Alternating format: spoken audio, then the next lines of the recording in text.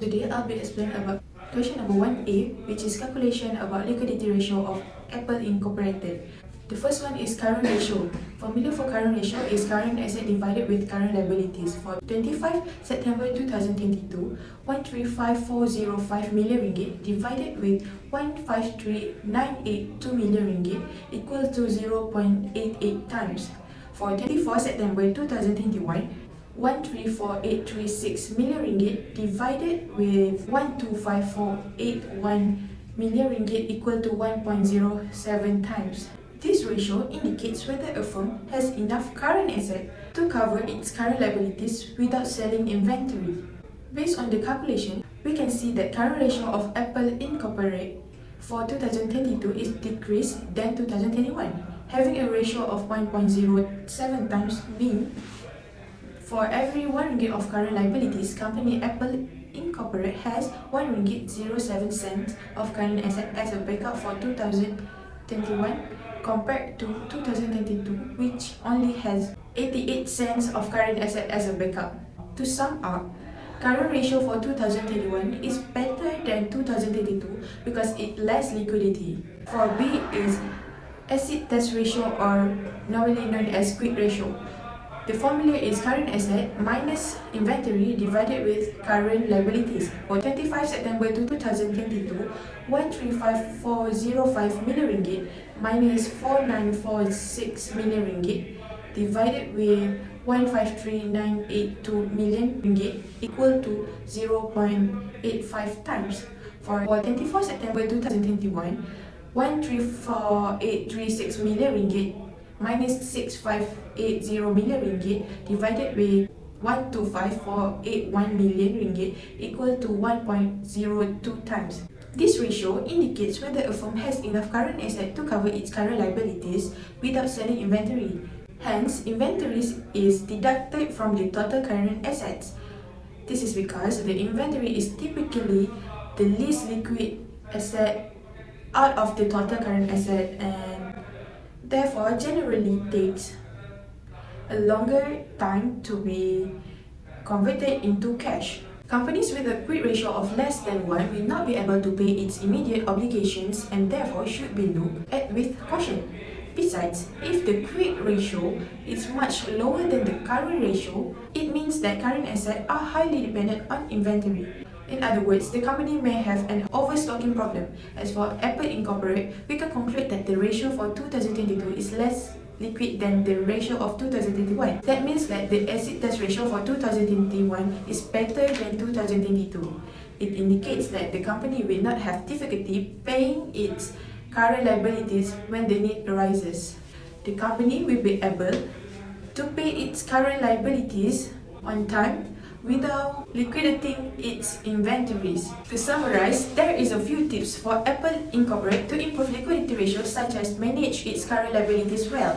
For example, if the current liabilities is too high, the company may need to reduce it. This could be done either by paying existing creditors or by using long-term sources for future financing. Apple Incorporated also can promote cash sales. Remember, cash is king. This is because when the company is selling goods on a cash basis, it will solve most of the cash flow related problems. Discounts can be given to encourage cash sales. If the company is selling goods on a credit basis, cash discount can also be given to encourage the debtors to pay early.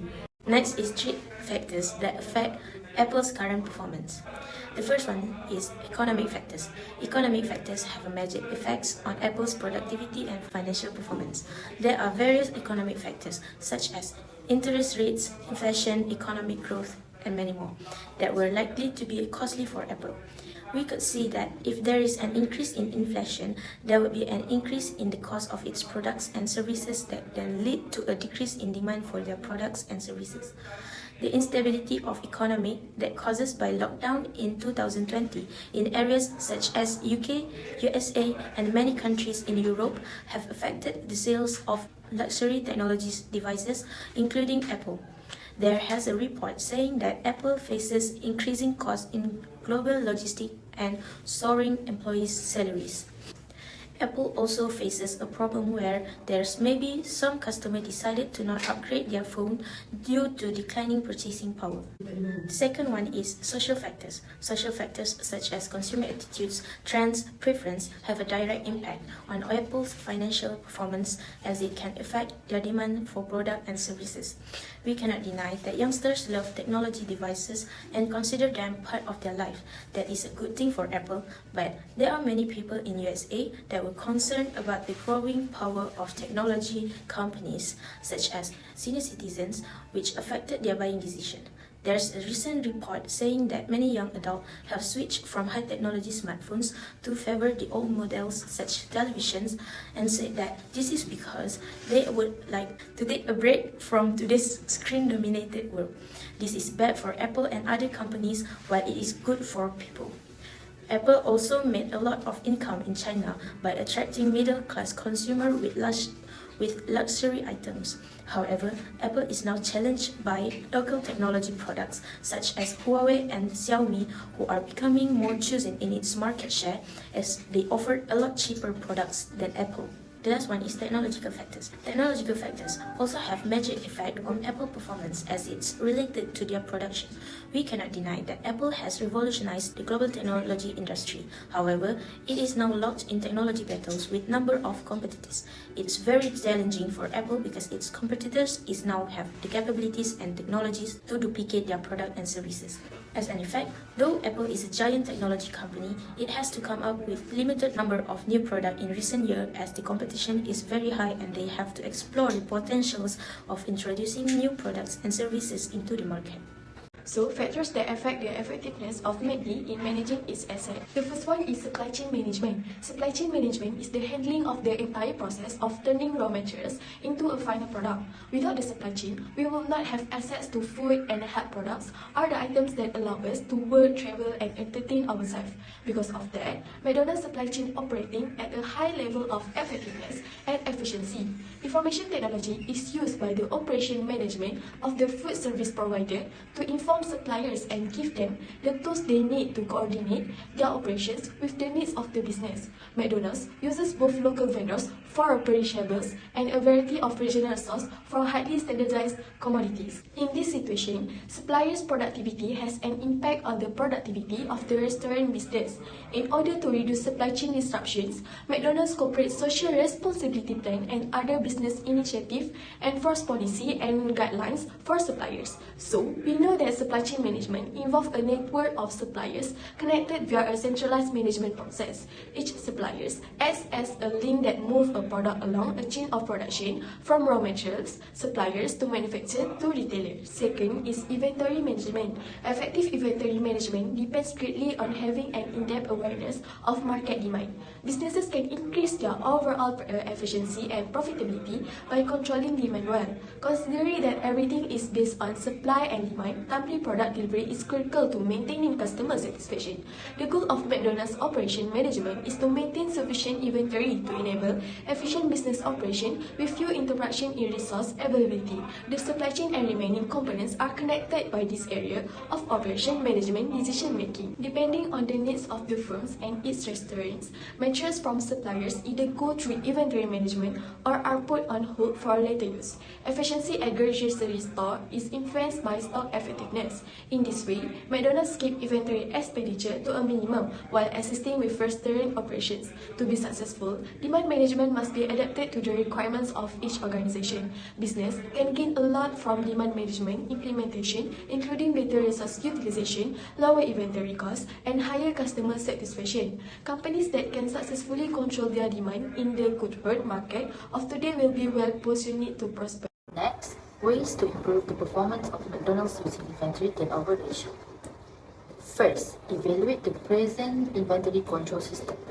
There are possible causes of low inventory turnover sites, and McDonald's must take action to improve it if the company is overstocking. It is necessary for the company to introduce an effective inventory control system and also change its present method of ordering inventory. Inventory control system aims to maximize profit while maximizing the amount of inventory sitting around in storage facilities. When they have a good inventory control system, the supply chain management will work effectively and efficiently as there will be no misunderstanding happen during the whole process. Second, effective pricing. With regard to pricing policy, the company will have to determine the price of their product that they are selling, and they also need to consider the degree of competition in the industry. This is very important to determine whether the price of the product is elastic or not. If the company does not value the products high enough, they might have high turnover but low revenue. Do not completely price out all potential customers. Increasing price may lose some customers but improve overall profitability.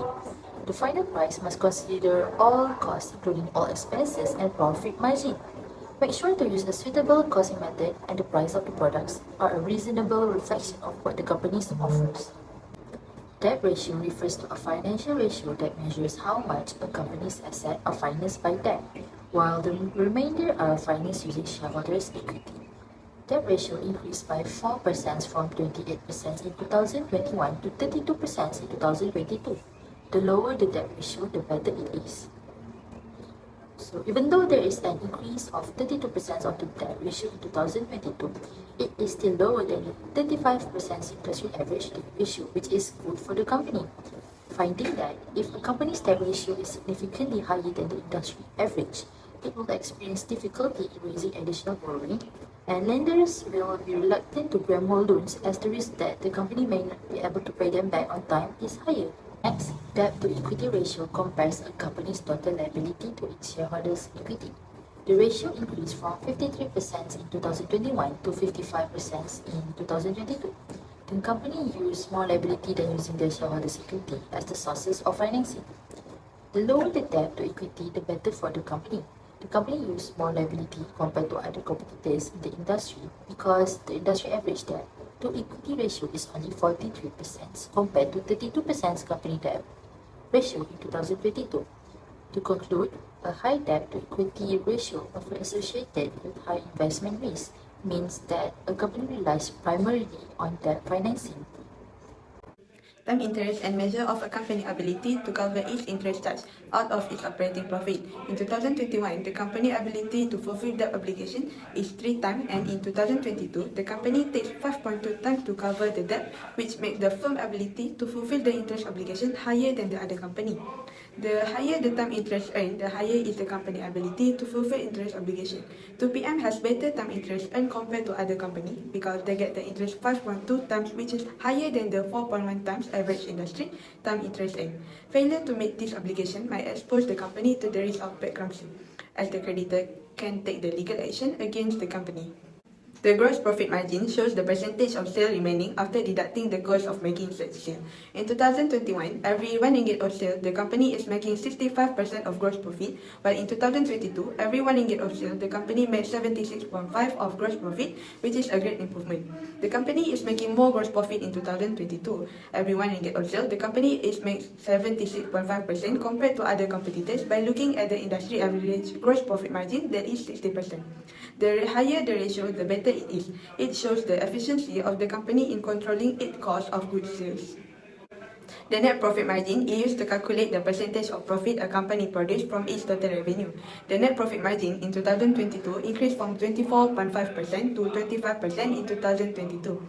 The higher the ratio, the higher the company's profit. Even though the net profit margin in 2022 is 25%, that is way further from the industry average, that is 35%, the company is still showing an improvement.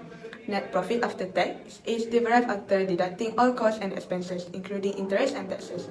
In the company operating expenses are high, the net profit margin will be low. As an investor, I will invest in the company because the debt ratio is lower than the average industry ratio, as it will reduce the potential losses that may occur in the event of liquidation. Not only that, the term interest earned shows a lot of improvement that wouldn't make a company bankrupt, as the creditors can take legal action against the company. Moreover, the company gross profit margin is higher than average industry ratio that shows its efficiency in controlling its cost of goods sold.